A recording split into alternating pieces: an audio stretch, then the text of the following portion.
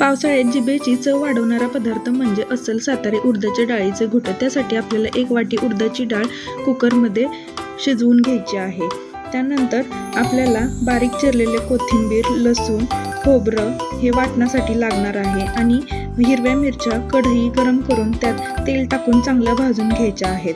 त्यानंतर हे सगळं मिश्रण एकत्र करायचं आहे आणि याचं छान वाटण करून घ्यायचं आहे। फोडणीसाठी कढईत तेल टाकून घ्यायचं आहे। नंतर जिरे आणि बारीक केलेले वाटण चांगले परतून घ्यायचं आहे आणि त्यात थोडी हळद घालून हे सगळं एकजीव करून घ्यायचं आहे। चांगलं परतून झालं की त्यात शिजलेली डाळ टाकायची आहे आणि चवीनुसार मीठ घालून चांगली उकळी येऊ द्यायची आहे।